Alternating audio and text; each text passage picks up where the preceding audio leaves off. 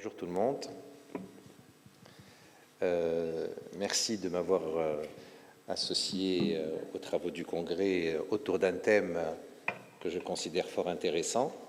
Alors nous allons parler des déficits de la LH, mais également de la FSH, puisque c'est des hormones qui sont intimement liées en fécondation in vitro et dans différentes pathologies de médecine reproductive. En introduction, je dirais simplement que... Il y a une flèche, s'il vous plaît. Il y a une flèche. Béchir. Béchir. Il y a un pointeur.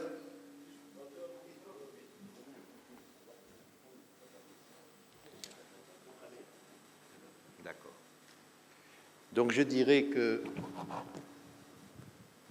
l'hormone lutéinisante est une glycoprotéine et non une hormone stéroïde qui contient deux sous-unités alpha et bêta. La sous-unité alpha est commune à plusieurs hormones glycoprotéiques de l'axe hypothalamo-hypophysaire, la FSH, la TSH, et la CG, et cet axe hypothalamo-hypophysaire prend de plus en plus d'importance du fait de peut-être de la similitude de structure de ces hormones, et on parle maintenant d'axes transversaux dans la régulation hormonale, dans le sens, par exemple, où une hypothyroïdie peut stimuler l'axe corticotrope pour essayer de susciter des mécanismes de régulation, et ça va prendre de plus en plus d'avenir, et on ne sait pas comment l'axe gonadotrope peut intervenir. On en dira quelques mots dans la physiopathologie de l'axe suprahypothalamique. La sous-unité bêta, par contre, elle est responsable de la spécificité de l'hormone, et cette FSH et cette LH ont un rôle hyper complémentaire et complexe dans le développement folliculaire et l'ovulation, et cette interaction avec les organes de reproduction et les ovocytes, nous allons essayer de la voir pour voir à quel niveau l'échelle moléculaire et hormonale peut être importante. Alors, certaines étiologies sont connues, nous n'en dirons pas grand-chose, comme les tumeurs, la radiothérapie, tout ce qui est de nature à perturber la sécrétion de FSH et de LH à un niveau central, mais d'autres activités sont moins connues, et c'est cette notion que je voudrais introduire dès maintenant, c'est les déficits d'activité. Quand la LH est présente, mais qu'elle n'est pas active, ces déficits sont moins documentés. Il s'agit d'anomalies moléculaires au niveau des récepteurs, au niveau des chaînes bêta. Il s'agit des anomalies en rapport avec l'âge, et les polymorphismes génétiques peuvent également être en cause et doivent être recherchés quand il y a une réponse inattendue à la stimulation.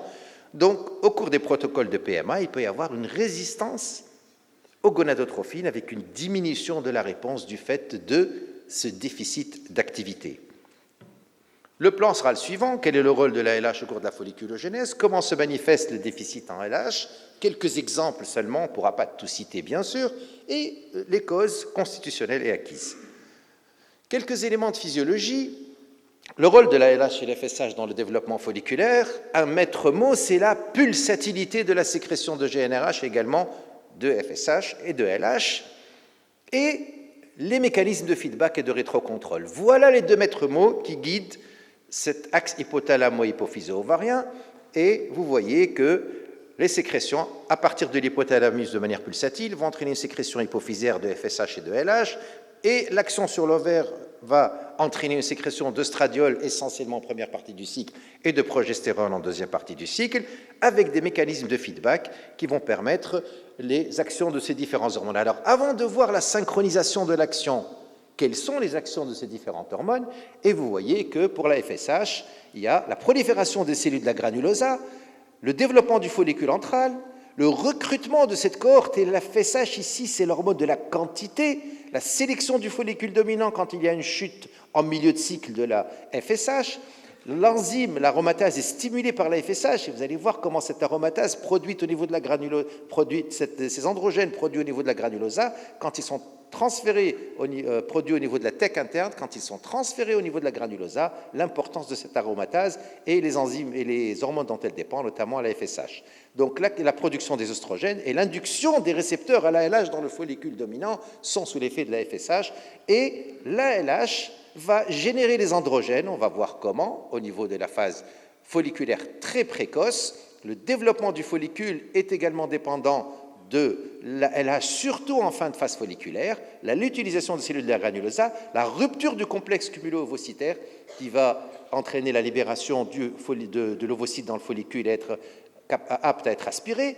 Là, c'est là plutôt la reprise de la division méiotique, donc un rôle nucléaire à la LH.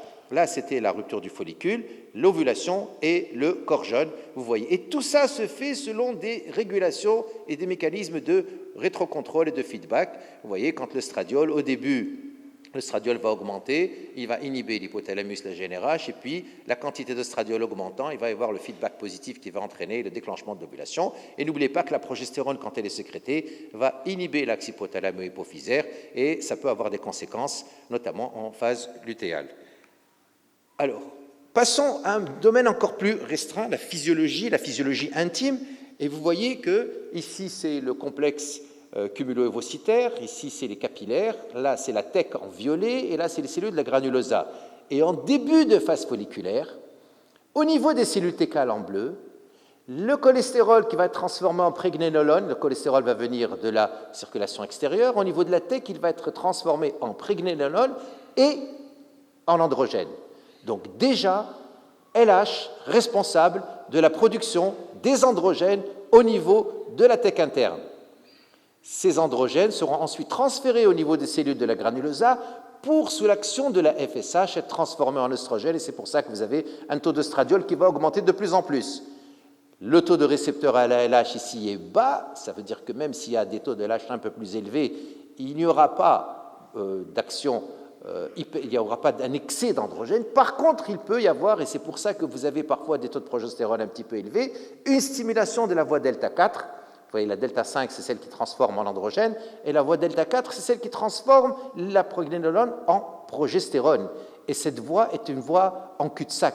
La 17-hydroxyprogestérone, ici, par l'enzyme produite par la 3-bêta-déshydrogénase, va être accumulée et il va y avoir un peu de progestérone en excès. Donc, il doit y avoir un équilibre du taux de LH. C'est pour ça qu'on parle de taux ratio 2 pour 1, 4 pour 1, 3 pour 1. Donc, c'est important de savoir que la LH doit exister, pas en excès, et on va voir les déficits de LH à ce niveau-là, qu'est-ce qu'ils peuvent entraîner. En fin de phase folliculaire, les cellules thécales continuent à produire des androgènes. Il va y avoir une stimulation un peu plus importante parce qu'il y a plus de récepteurs au niveau de la phase folliculaire en progestérone, et cette progestérone va passer au niveau des cellules de la granulosa également. C'est pour ça qu'il y a cette petite élévation, ce début de l'utilisation en fin de phase folliculaire, et les androgènes, au niveau de la fin de la phase folliculaire, vont subir la transformation en oestrogène sous l'action conjuguée de la FSH, mais de la LH dont les récepteurs ont été suscités par la FSH. Vous voyez que c'est un mécanisme qui est extrêmement intriqué, complexe, et là, ce n'est qu'une schématisation. Au niveau de la phase lutéale, bien sûr, vous voyez que la hormone dominante, c'est la LH ou l'HCG exogène, et c'est la voie delta 4 qui va prédominer pour transformer la prégnénolone en progestérone, beaucoup plus que la voie delta 5 qui est plus faible, et l'hormone dominante étant la progestérone sous l'action de la LH. Maintenant, je voudrais rentrer encore plus profondément au niveau de la cellule pour parler du récepteur. C'est des notions dont on parle peu, les récepteurs. Vous voyez ici les cellules de la granulosa. Voilà les récepteurs des cellules de la granulosa, et vous voyez que la LH, quand elle se fixe au récepteur membranaire de la cellule, il va y avoir une série de modifications des expressions géniques qui vont augmenter l'expansion du cumulus, favoriser la rupture du follicule et en même temps diminuer la prolifération cellulaire parce qu'il y a une expression de gènes, parfois, qui sont inadéquats au niveau du développement de cette phase et qui entraînent un retentissement négatif sur la stimulation. La LH, donc, à ce niveau-là, par cette cascade de réactions, entraîne une différenciation des cellules de la granulosa, une reprise de la division méiotique. Vous voyez déjà le facteur nucléaire. On parlera tout à l'heure on dira deux mots du facteur cytoplasmique, parce que l'ovocyte complet est un ovocyte mature au niveau cytoplasmique et au niveau nucléaire. L'expansion du cumulus et bien sûr le passage de l'œstrogène, du climat œstrogénique au climat progestéronique. Je vais encore parler des récepteurs, puisque c'est une notion qui est sous-traitée, sous-évaluée, et vu son importance dans la stimulation ovarienne. Vous voyez, par exemple, ici, on a l'habitude de parler des follicules, on a parlé de l'FSH qui chute pour laisser le follicule dominant, le stradiol qui monte, la LH qui est avec le pic.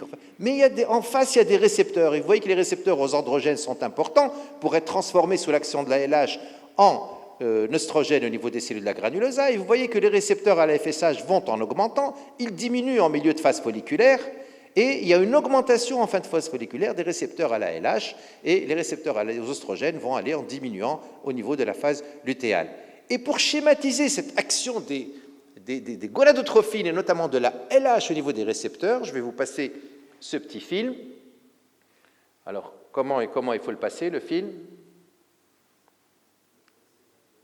Voilà. Alors ça, c'est la cellule de la granulosa, il n'y a pas de son, je ne sais pas pourquoi. Donc, qu'est-ce qui se passe quand les récepteurs se fixent au niveau des cellules de la granulosa?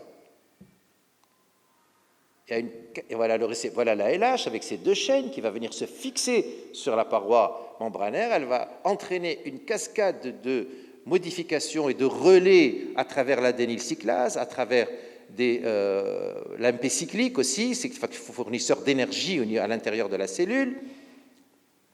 Et cette cascade est cruciale au niveau des récepteurs endothelial growth factors qui vont favoriser l'expansion et le développement de la cellule.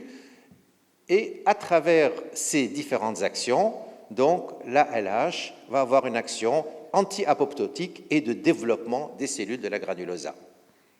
Alors, je pense qu'on peut arrêter, voilà. Alors tout ça pour aboutir à une notion extrêmement importante, qui est la compétence de l'ovocyte. Ce dont vous avez besoin quand vous terminez votre stimulation, c'est d'un ovocyte compétent, capable d'être fécondé et capable d'assurer les différents relais au niveau de la fécondation par l'obtention de pronucléi et par une énergie suffisante au niveau du cytoplasme, au niveau de la mitochondrie. Et vous voyez qu'en début de phase folliculaire, c'est la croissance essentiellement, et les ovocytes ne sont pas fécondables, même si vous injectez un spermatozoïde, et c'est l'action de la FSH qui va jouer sur la quantité. Et en fin de phase folliculaire, va entrer la LH, cette hormone discrète, élégante, capable de grande colère au moment du pic de LH. C'est une hormone qui va venir peaufiner le travail de la FSH pour donner ce follicule rouge, mature, qui est compétent, alors que la FSH a préparé le terrain en disponibilisant plusieurs follicules. Cette notion de compétence ovocytaire est fondamentale et on doit l'inclure dans notre raisonnement parce que l'ovocyte, au niveau de l'acquisition de sa compétence nucléaire, va pouvoir être fécondé et nous déterminer les timings de la fécondation, mais la compétence cytoplasmique qui peut être également complémentée au niveau de la fin de phase folliculaire par la LH va assurer un équilibre énergétique qui va permettre à l'ovocyte de nourrir l'embryon jusqu'au 3e jour post-fécondation. L'embryon va vivre avec les réserves de l'ovocyte. Donc, cette notion est extrêmement importante. Alors, les profils de la sécrétion, je vais aller rapidement. La fille prépubère, sachez qu'il n'y a pas beaucoup de LH. La femme en activité génitale, les tons sont variables. Et en post-ménopause, la LH est très élevée. C'était juste pour le signaler. Alors, je reviens encore une fois sur la pulsatilité, la sécrétion des profils au cours de des différentes phases du cycle. Au début, la LH est sécrétée sous forme de pulse important pour générer la production d'androgènes et les transférer au niveau de la TEC. La FSH, les pulses sont plus faibles. Au milieu de phase folliculaire, il y a une chute de la FSH, mais il y a un silence aussi de la LH et une reprise en fin de phase folliculaire, au début pour maturer l'ovocyte et là pour déclencher l'ovocyte. Alors, pour vous dire aussi, dans les profils de sécrétion, le profil de sécrétion le plus classique des hypo-LH, c'est l'aménorrhée, les anovulations de type 1, l'OMS, là où il y a un taux faible du fait d'une mauvaise sécrétion de FSH et de LH. Le syndrome typique en est le syndrome de Kalman-Morcier, avec un taux de gonadotrophine bas et d'œstrogène bas. Mais nous allons nous intéresser aussi à un groupe où les taux de gonadotrophine sont normaux ou élevés, avec un oestradiol normal ou bas. Encore une fois, je vais parler des anomalies des récepteurs et les anomalies, les polymorphismes des chaînes bêta des gonadotrophies, les polymorphismes. Une notion importante, c'est la variabilité entre les différents labos. Vous voyez, il y a plusieurs échantillons, plusieurs labos, et vous voyez que la variabilité entre les différents labos est importante. Donc, concentrons-nous un petit peu, prenons du recul quand on analyse une valeur biologique. C'était juste pour signaler. Alors, les étiologies des déficits en LH, il peut y avoir, encore une fois, une absence de sécrétion ou une absence d'action. Il faut différencier entre les deux. Alors, l'anomalie de sécrétion de FSH-ELH peut se présenter sous une forme sévère, comme les déficits congénitaux et acquis, fonctionnels parfois, et je vais, sur cette diapo, insister sur le fonctionnel. On verra après certaines pathologies organiques que j'ai choisies. Je ne pourrai pas tout traiter. Alors, pour les fonctionnels, il ne faut pas oublier qu'au niveau du cerveau, ici, en allant du niveau cérébral au niveau hypophysaire, beaucoup de situations peuvent altérer cet axe hypothalamo-hypophyso-ovarien et entraîner une anomalie des pulses, une diminution de l'action des neurones AGNRH et une diminution de la FSH-LH, les inflammations par exemple, cérébrales ou autres, mais essentiellement les inflammations cérébrales pour une raison ou pour une autre. Les hormones stéroïdes, c'est les mécanismes de feedback, et quand il y a une hypersécrétion pour une raison ou pour une autre, il va y avoir une perturbation à ce niveau-là. Les problèmes environnementaux aussi, la pollution, dans des circonstances où elle est aiguë, peut entraîner une mauvaise synchronisation entre les différents paramètres de cet axe. L'hypoglycémie, les opioïdes, les drogues.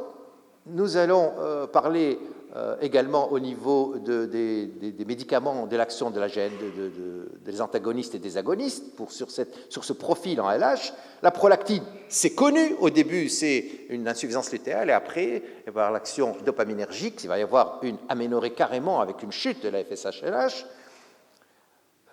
Et les hormones stéroïdes, on en a parlé. Donc, il y a vraiment ici, au niveau cérébral, déjà des pathologies et des circonstances qui sont sous-estimées et qu'il faut régler, il faut déstresser, il faut rétablir un climat adéquat avant de stimuler.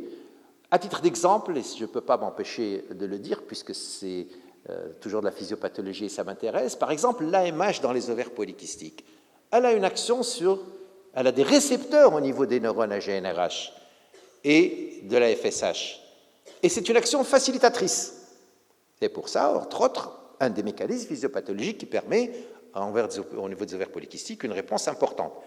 Mais vous savez qu'il y a des ovaires polykystiques résistants, et il s'avère que la MH a également des récepteurs au niveau de la cellule de granulosa et au niveau périphérique qui sont, au sens contraire, c'est des récepteurs inhibiteurs. Donc, vous voyez le paradoxe des ovaires polykystiques au niveau central et au niveau périphérique. Donc, c'était un clin d'œil que je ne pouvais m'empêcher de faire. On avance. Alors, dans les déficits, vous voyez les causes congénitales, notamment le syndrome de Kallmann-Morcier, j'en dirai deux mots. Les causes acquises, c'est l'anorexie. Je dirai deux mots de l'activité physique excessive, parce qu'on n'en parle pas souvent, et les désordres alimentaires, l'âge, j'en parlerai, et les causes iatrogéniques, notamment dues au traitement analogue antagoniste, et également, à titre anecdotique, la pilule.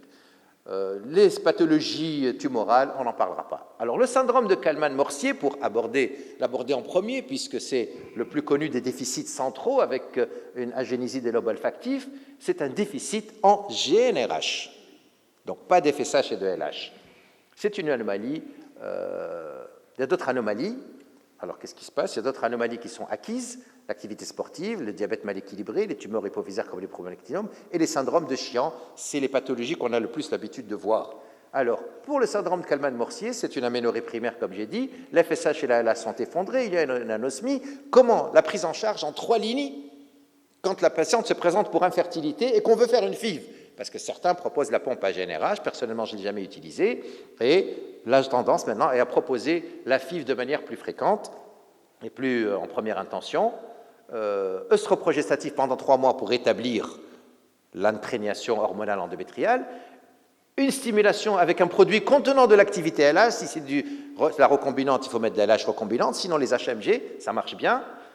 La stimulation paraît être plus longue, Pourquoi plus longue? Probablement parce que ce déficit en LH en début de cycle met du temps à disponibiliser les androgènes pour les transférer au niveau des cibles de la granulosa et faire la conversion périphérique à un point qu'on peut se poser la question, est-ce qu'au cours d'un de ces derniers cycles, ne peut-on pas faire un priming en de petites faibles doses de LH avant la stime? L'idée a été évoquée, mais il n'y a pas d'étude dans ce sens, parce que les gens vous disent qu'après tout, on arrive à obtenir le résultat, même si la stimulation est plus longue, on a même des hyperstimulations à ce niveau. 2 mots sur la sportive. La sportive de haut niveau, ce n'est pas le même mécanisme que l'anorexie mentale, parce que la diminution de la masse grasse, et notamment des lipides chez cette dame, sont surtout dues à une dépense énergétique intense qui va entraîner une diminution une fonte des adipocytes, et la fonte des adipocytes va entraîner une diminution de la leptine, qui va entraîner une diminution de la pulsatilité de la GnRH et une aménorrhée, et quand les choses se prolongent, il s'associe carrément avec l'aménorrhée des débuts d'ostéoporose. Et c'est vrai qu'on n'a pas beaucoup de sportifs qui demandent à être enceintes quand elles sont dans des stades de compétition, mais c'est une donnée que l'exercice physique intense et la fonte graisseuse peut entraîner des déficits au niveau ovulatoire et à un niveau central. Je passe sur le mécanisme physiopathologique pour arriver à quelque chose qui nous concerne de plus près au cours des stimulations, c'est les déficits en FSH et LH et protocoles antagonistes et agonistes. Là, je vais passer rapidement sur la physiologie, puisque vous savez qu'il y a une période de flare-up avec les agonistes, suivie d'une occupation permanente des récepteurs au GnRH au niveau de l'hypophyse, et les récepteurs sont down-régulés et ils ne sont plus efficaces, et il n'y a plus de sécrétion de FSH-LH. Chez l'antagoniste, par contre, cette action donne un blocage immédiat de la sécrétion de LH et qui est rapidement réversible, avec une compétitivité au niveau des récepteurs. Comment ces produits peuvent entraîner des anomalies? Eh bien, pour les protocoles agonistes, vous voyez qu'en général, il y a une sécrétion résiduelle d'œstrogène, résiduelle de LH après désensibilisation, en général, pour permettre une stéroïdogénèse et la production d'androgènes au niveau de la tech, mais il a été prouvé dans certaines études que la suppression est excessive, et dans ces cas, il y a une diminution des résultats en fécondation in vitro.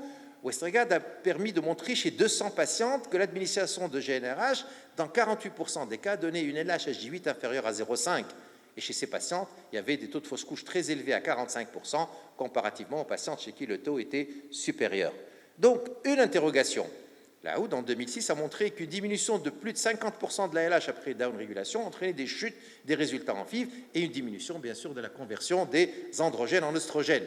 Bien sûr, ces résultats ont prêté à discussion, mais il est certain qu'on peut se poser la question, quand on administre des produits qui inhibent l'axe hypothalamo-hypophysaire, on peut se poser si cette inhibition est importante à un point de diminuer le taux de LH, de telle sorte que l'action soit moins efficace. Pour les antagonistes, une diminution profonde, une suppression profonde de plus de 2,2 unités internationales par litre par rapport à la valeur initiale donne des chances de grossesse quasi nulles.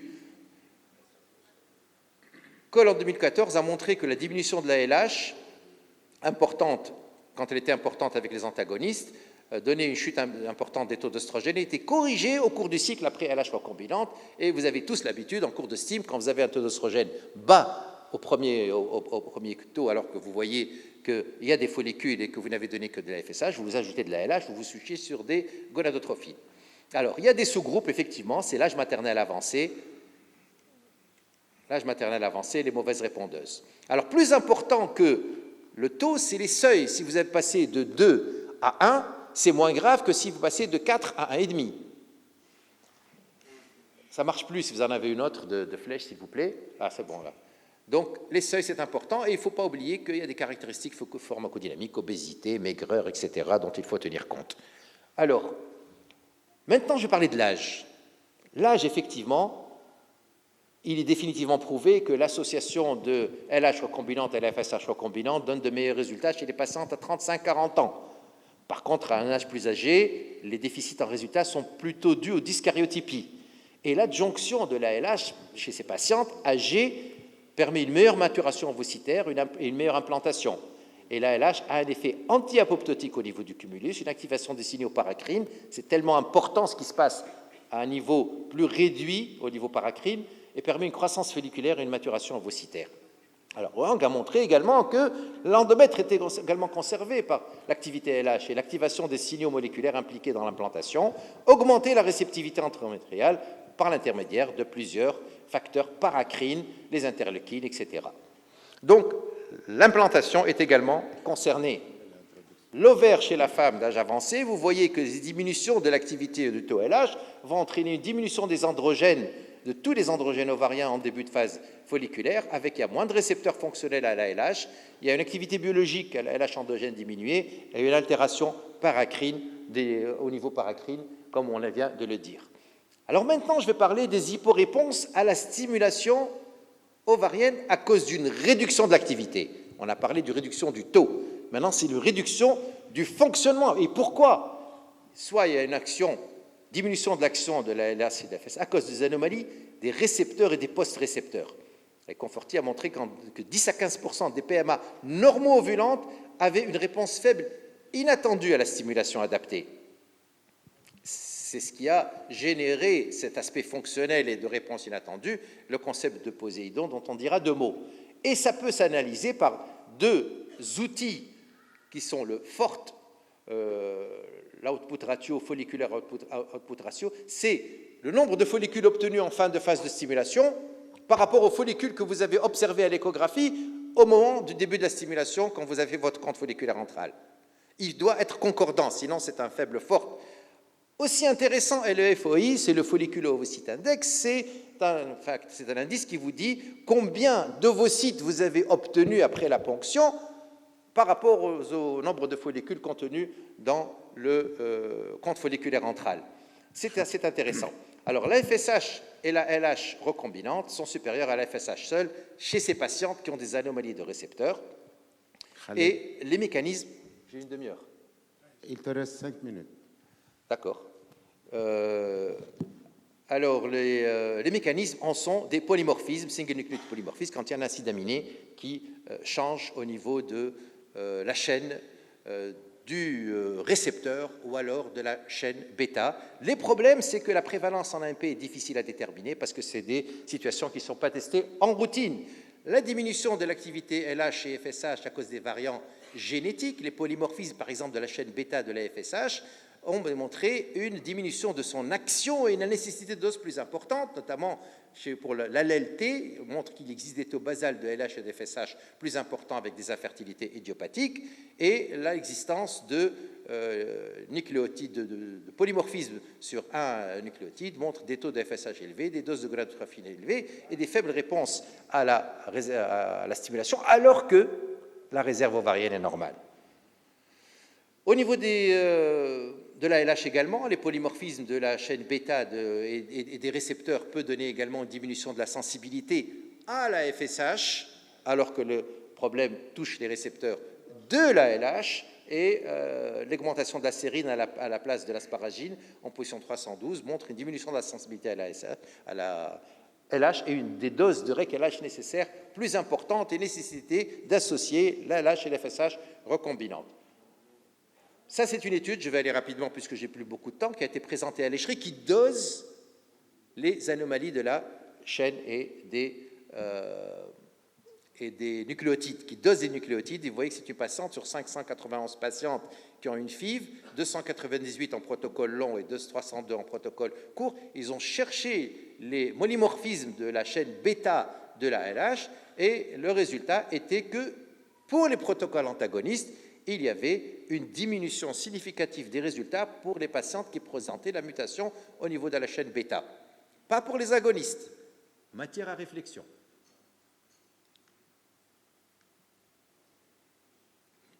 La diminution de la LH, taux bas d'implantation, élévation des fausses couches, diminution des licences vivantes. Alors maintenant que j'ai parlé de Poséidon, je pense que Simides va me laisser parler maintenant, donc, puisque c'est quelque chose qui l'affecte particulièrement. Maintenant, on va parler en deux mots de l'aspect fonctionnel. L'âge avancé, la FSH et LH recombinante est nécessaire, les déficits de production, les déficits d'activité. Un cas anecdotique, deux cas anecdotiques qui sont les déficits en LH dus à la pilule. Ne commencez jamais une stimulation après avoir bombardé la femme de pilule, faites au moins une LH avant. Ou alors quand vous faites maintenant vous stimulez une patiente qui est enceinte par mégarde parce qu'elle a eu un petit saignement et que vous croyez qu'elle était enceinte, notamment dans les random start. Si elle est enceinte, la progestérone va inhiber la LH, la progestérone sécrétée par le hormone, et elle n'aura pas de réponse. C'est deux cas anecdotiques. Alors c'est pour ça que, du fait de ces réponses parfois inattendues à cause d'une cause ou d'une autre, que le concept Poséidon a entre autres été créé. Et vous voyez que pour les groupes 1, réponse femme jeune et AMH normale, réponse inattendue, pensez au polymorphisme des récepteurs et des chaînes, à la bêta, aussi bien de la FSH que de la LH, et le Poséidon 3 quand les patientes sont également jeunes et qu'elles ont une réserve ovarienne faible et que la réponse est inattendue. Là, il faut essayer d'interpréter en fonction de la patiente, de ses antécédents et de la façon par laquelle vous pouvez ajouter de la LH recombinante, de switcher en HMG pour pouvoir améliorer le résultat, augmenter les doses. Alors, juste pour dire ici qu'il est intéressant sur le plan clinique d'avoir le testostérone, le stradiol, le ratio ovocyte par rapport au nombre de follicules, pour évaluer l'effet de cette stéroïdogénèse au niveau de la tech, pour vous permettre de savoir à quel niveau ça n'a pas marché. C'est des biomarqueurs importants des déficits en FSH et LH. Vous savez, quand le stradiol ne monte pas dès le début, c'est qu'il y avait un problème au niveau des récepteurs à la LH, où il y avait un petit polymorphisme, où il y avait c'est pas tellement le déficit en FSH au début. Vous savez que la FSH, elle peut vous donner une réponse à 150 ou 225 unités, alors que s'il y a un manque de LH, même si vous donnez la dose suffisante de FSH, ce ne sera pas bon au niveau de la cinétique. Il faut savoir analyser tout ça, par l'étude du FORT dont j'en ai parlé, etc. Et pour pouvoir aussi proposer, quand la synchronisation ovocyte, stimulation hormonale, embryon, endomètre n'est pas bonne, proposer, pourquoi pas, une segmentation. Dernière diapo, c'est, n'oubliez pas que un des déficits de la LH, c'est le déficit en LH de la phase lutéale, qui est dû, par exemple, au déclenchement par GnRH. Et vous voyez qu'après HCG, le pic de LH après 24 heures est équivalent à 720 unités, et il y a un retour à un niveau pré-pic après 6 à 5 jours, alors que lorsqu'on donne de la GnRH seule pour déclencher, le pic n'est que de 130 unités. Il est suffisant, mais il ne dure pas longtemps. À 12 heures, il est à 55 unités après 12 heures, et un retour basal à 36-34 heures. Donc le corps jaune devient déficient, que vous déclenchez avec ça après 5 à 6 jours, encore plus précocement si vous déclenchez avec la GnRH, d'où la nécessité de soutien de la phase lutéale de la manière que vous voulez, parce qu'il n'y a pas d'LH et de progestérone dans ces situations de stimulation.